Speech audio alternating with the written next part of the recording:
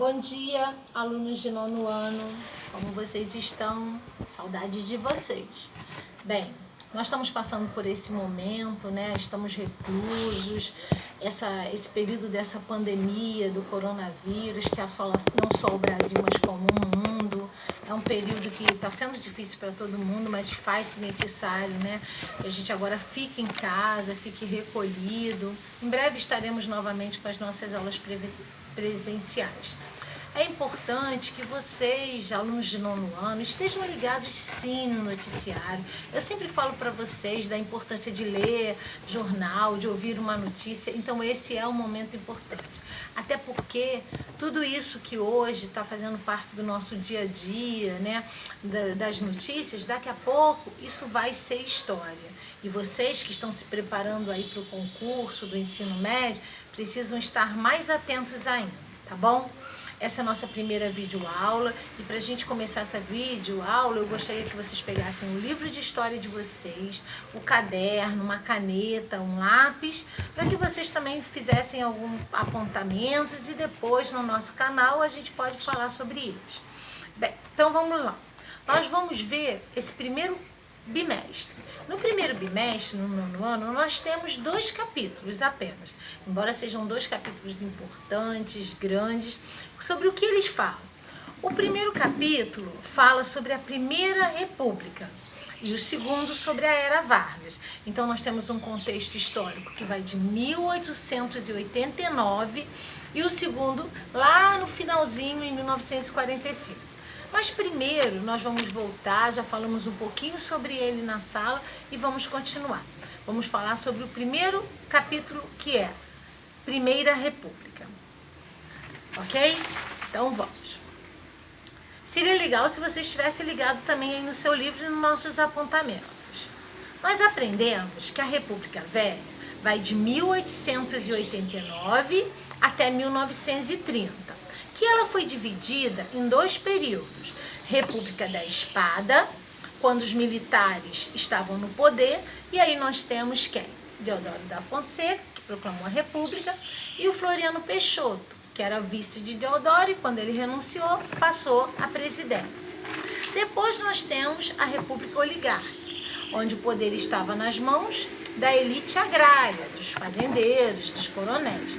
Esse período vai de 1894 até 1930. Nós vamos lembrar que com a proclamação da República, né, foi promulgada uma nova Constituição para o Brasil.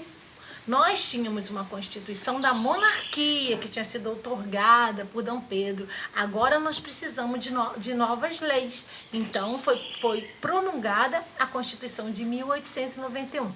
Vamos lembrar aqui o que ela estabelecia. República Federativa, voto aberto, então o voto deixava de ser censitário, baseado na renda. Agora temos eleições diretas, o fim do poder moderador, porque não existe mais a monarquia, nem o imperador, né? Então ele não se faz mais necessário. O país deixou de ter uma religião oficial, que na época era o catolicismo, mantido pelo Estado. E nesse período também o voto deixa de ser um voto censitário, mas agora os homens maiores de 21 anos podem votar.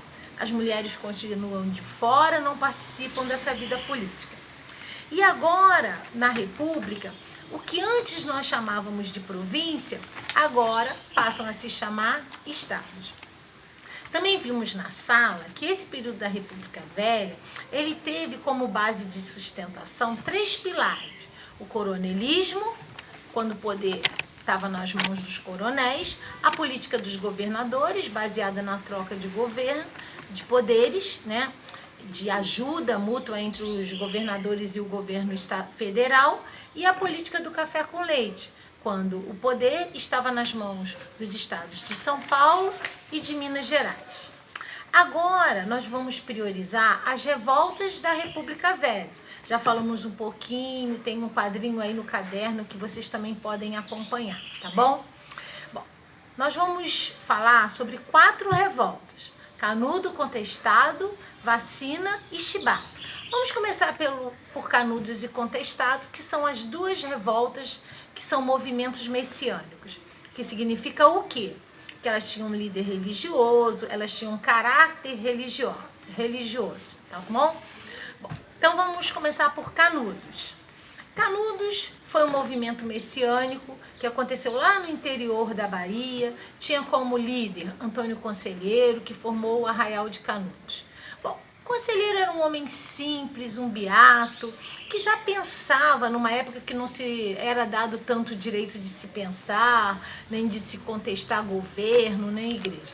Canudos, apesar de um homem simples, ele lia a Bíblia e ele começou a questionar que as pessoas deveriam ter igualdade, que Deus não deu terra para ninguém, que não deveria haver propriedade privada. Ele contestava a exploração dos fazendeiros, a miséria, tudo isso. E ele começou a querer arregimentar pessoas que deveriam segui-lo e eles formariam um arraial, que posteriormente passou a ser chamado Arraial de Canudos. O que esse líder prometia ao seu povo? Uma vida melhor, uma vida com liberdade, com justiça, com amor ao próximo, onde todas as pessoas iriam trabalhar, mas o fruto do trabalho seria dividido igualmente entre todos, tá bom? E é importante a gente ressaltar que isso que o conselheiro prometeu, ele fez, ele cumpriu. Canudos foi um exemplo único, viveu em paz, em harmonia. Só que tudo isso, conforme as pessoas largavam as fazendas para ir para esse arraial, ele foi começando a se tornar uma ameaça. E uma ameaça que precisava ser exterminado. Canudos era uma ameaça para o governo federal, para os fazendeiros, para a própria Igreja Católica. Então foi aí que o governo começou a pensar em uma forma de exterminar Canudos. Achou que ia ser fácil, moleza, o que não foi, e começou a montar as expedições. Nós tivemos várias expedições para exterminar Canudos, né? Primeira, segunda, terceira, só depois disso é que Canudos foi exterminado. Mas é bom a gente lembrar, como foi ressaltado no livro Os Sertões de Euclides da Cunha, que Canudos foi exemplo único da nossa história. Não se rendeu, tá bom? Bem, agora nós vamos passar para Contestado. A Guerra do Contestado também foi um movimento messiânico. O líder era José Maria, que formou a comunidade da Monarquia Celeste. Tá? O principal motivo de ter desencadeado essa guerra foi porque o governo resolveu que iria passar com uma ferrovia nessas terras da Monarquia Celeste, que era lá localizado na divisa do Paraná e Santa Catarina. Claro que somado a isso, havia toda uma insatisfação desse povo que vivia nessa região, insatisfação com o governo, com a exploração, com as injustiças. Contestado também se torna uma ameaça e, como toda ameaça, ela precisa ser combatida, destruída.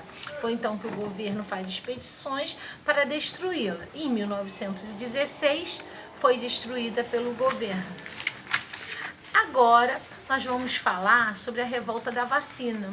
E aí nós podemos parar um pouquinho para pensar, né? Nós estamos vivendo esse momento conturbado por causa do coronavírus. Nós estamos vendo que agora essa vacinação da H1N1 está sendo falada tanto, né? Porque tudo é uma maneira da gente se proteger. Mas vocês prestem atenção como nessa história toda da vacinação, toda hora mostram na televisão, existem campanhas. Por que eu estou falando isso? Porque a gente vai falar de um momento lá em 1904, quando houve uma revolta chamada Revolta da Vacina. As pessoas diziam assim, o povo se revoltou, não queria ser vacinado. Mas quais seriam os motivos? Na verdade, nessa época, predominava uma falta de saneamento básico, as ruas eram sujas, então proliferava muitas doenças. O governo, preocupado, porque a doença ela atinge a todo mundo, rico, pobre, começou a fazer medidas para solucionar as epidemias, as doenças que estavam se alastrando, febre amarela. E aí chamou um sanitarista muito bom, muito competente, que era o Oswaldo Cruz, inclusive a Fiocruz, que está lá na Avenida da Brasil em homenagem a ele, ele trabalhava ali, um lugar importante hoje também para descobertas das vacinas. E ele começou a descobrir vacinas para esse período. O que aconteceu? O governo, então, decreta uma vacinação. Mas como o governo não estava preocupado muito em esclarecer as coisas para a população, determinou vacina obrigatória, mas não deu esclarecimento. O povo, por sua vez, que já estava indignado com toda a situação que vivia, né, começou a protestar. Não sabia para que era a vacina, não sabia quem ia dar, em que lugar do corpo ia ser dado, e fez o protesto. Quando os vacinadores chegaram, eles arremessaram litro de leite, pinico e tudo que eles tinham na mão. Foi uma confusão danada, isso, né, em plena cidade do Rio de Janeiro, porque essa foi uma revolta urbana.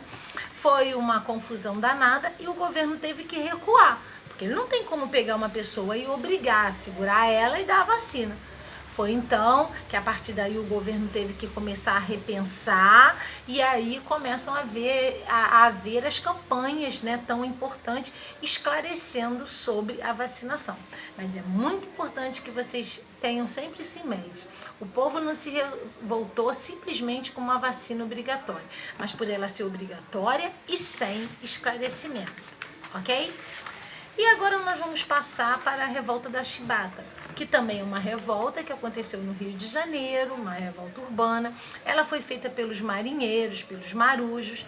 O motivo principal deles fazerem essa revolta era a insatisfação com o governo, os soldos, que são os salários que eram muito baixos, a alimentação era precária, né? Primeiro almoçava, comia lá os que eram de uma maior patente, e o resto, as sobras da comida era o que ia para os marujos.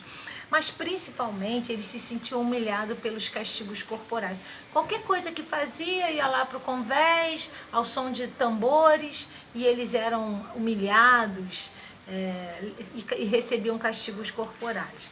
Os marujos, então, acabaram se movimentando e começaram a planejar um movimento que acabou se chamando a Revolta da Chibata, liderado por João Cândido. Eles conseguiram movimentar, tomar os navios, virar esses navios para a cidade do Rio de Janeiro e ameaçaram bombardear a cidade. Claro que o governo ficou preocupado, com medo, aí começou a atender algumas das reivindicações, né, deles, e eles retornaram, aí eles se acalmaram, mas o governo também não cumpriu com tudo que ele prometeu não. O líder, por exemplo, João Cândido, foi preso, sofreu agressões, depois foi deportado, tá? E essa revolta também é uma revolta importante. Agora eu queria pedir o seguinte para vocês. Vocês vão ler com bastante cuidado novamente esse capítulo 1. Vocês vão fazer todos os exercícios do livro. Procurar ver o quadrinho que nós temos aí sobre as revoltas, tá bom? E na próxima aula a gente dá continuidade. Se cuidem, fiquem em casa, usem álcool gel, tá bom? Beijo, saudades de vocês.